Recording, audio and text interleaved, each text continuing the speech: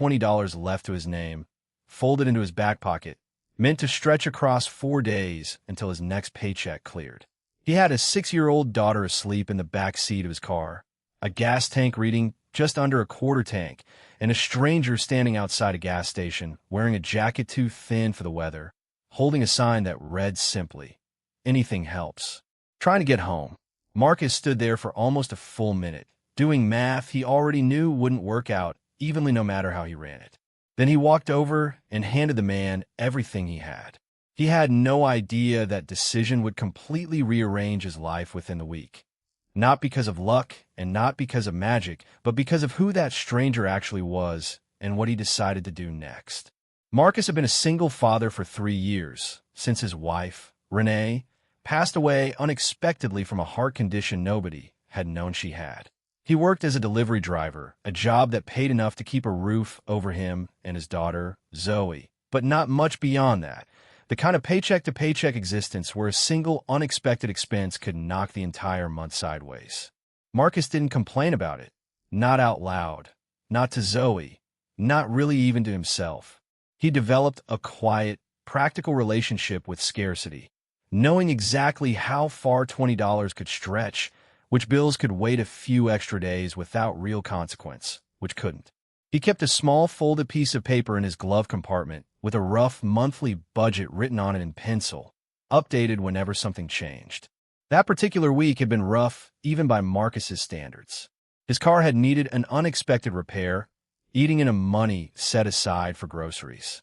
He was 4 days from his next paycheck with almost nothing left, stretching what remained across gas, Zoe's school lunch money, and whatever food he could manage for what was already in the pantry. Marcus had pulled into the gas station that evening more out of necessity than choice. The tank light had been on for nearly 30 miles, and he couldn't risk running out with Zoe in the car. He'd done the math already. $20 would get him roughly a quarter tank, enough to get through the next few days of deliveries until payday. Zoe was asleep in the back seat, worn out from a long day, as Marcus stepped out to pump gas.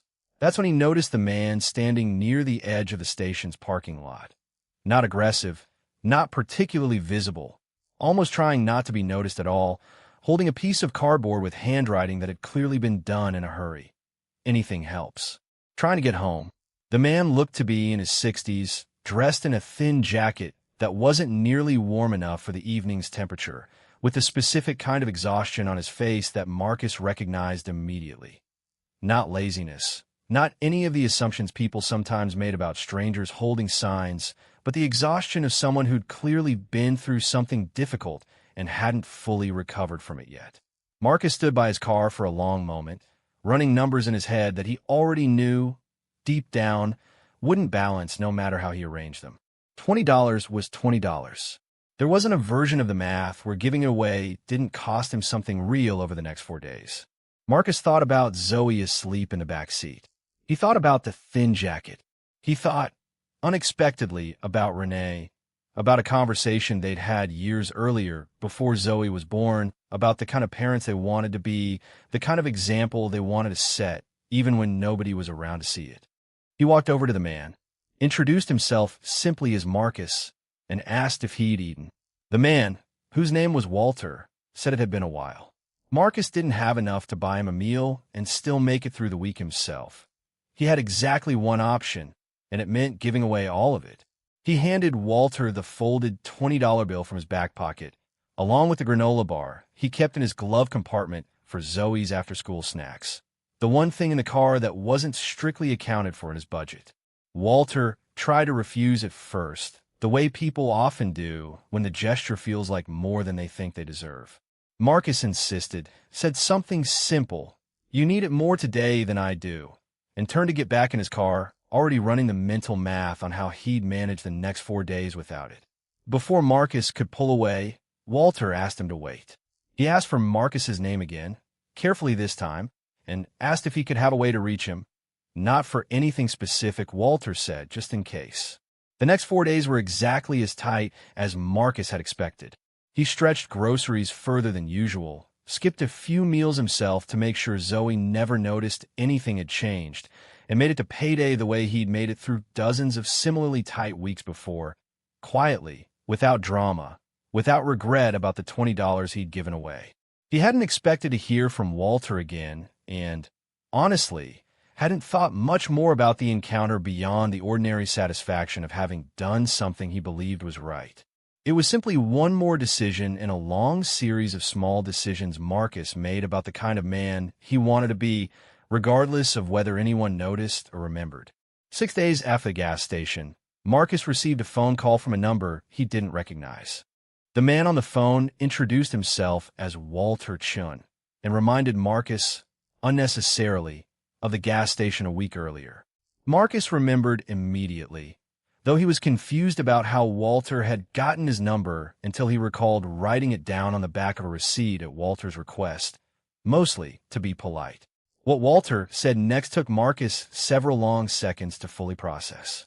Walter wasn't, as Marcus had assumed, in the middle of a temporary crisis with no resources to fall back on. Walter had recently and unexpectedly lost his wife of 40 years, and in the disorienting weeks that followed, had made a series of increasingly poor decisions, driving cross-country on impulse, running out of money faster than he'd planned, ending up stranded at a gas station 3 states from home with no clear plan for what came next. But before any of that, Walter told Marcus he had spent 35 years building and running a regional logistics and distribution company, a mid-sized but genuinely successful business he had built from nothing, one he still owned a controlling stake in even during his recent period of grief-driven instability. Walter said the $20 itself hadn't been what stayed with him. It was watching Marcus do visible mental math before handing it over, clearly understanding exactly what the gesture would cost him, and choosing to do it anyway. Walter said he hadn't been shown that kind of unhesitating decency by anyone in longer than he could easily remember, and it had shaken something loose in him, enough to finally call his adult son, get help getting home safely, and start working through his grief properly instead of running from it alone on back roads.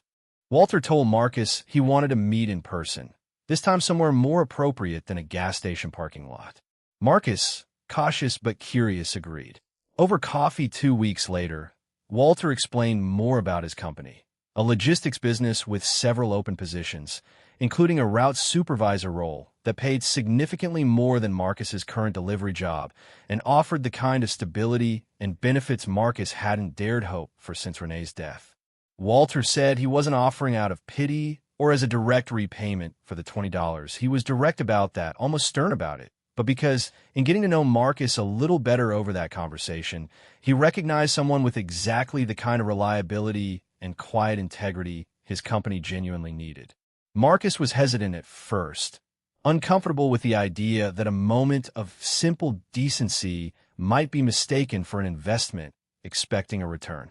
Walter, sensing this, was careful in his explanation. "I'm not paying you back for the $20. Nothing could really do that anyway. I'm hiring you because you're exactly the kind of person I want representing my company, and I happened to find that out by accident." Marcus interviewed formally the following week, went through the same process any other applicant would have, and was hired on his own merits, evaluated by Walter's actual hiring team, rather than through any special back-channel arrangement Walter might have offered but pointedly didn't. The new position changed Marcus and Zoe's life in concrete, unglamorous ways rather than any sudden windfall. A steady, livable salary, health insurance that meant Marcus no longer avoided doctor visits for himself to save money, a work schedule predictable enough that he no longer had to arrange complicated last-minute childcare when deliveries ran long.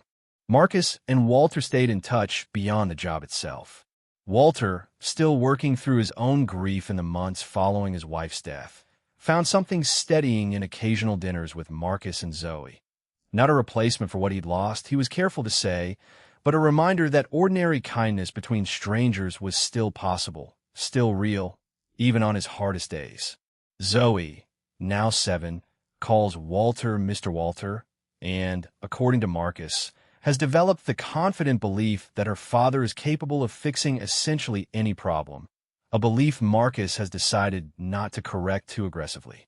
Marcus still thinks about that evening at the gas station sometimes, not with any sense of having been rewarded for good behavior, which he's careful to push back against whenever people frame the story that way, but with a quieter kind of certainty about a decision he'd have made the exact same way even if nothing had ever come of it.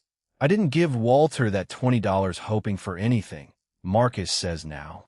I gave it to him because Zoe was asleep in the car, and I wanted to be the kind of dad who'd still do the right thing even when it cost something.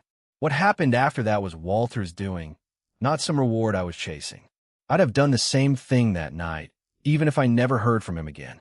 Walter, for his part, says simply that Marcus's $20 didn't just get him a tank of gas that night. It got me a reason to call my son. It got me home. Some debts you can't really repay with money, so you find other ways to try. If this story moved you, remember, you truly never know who's standing in front of you or what a small act of decency might set in motion. Subscribe to Quiet Heroes for more real stories about kindness, sacrifice, and the moments that quietly change everything.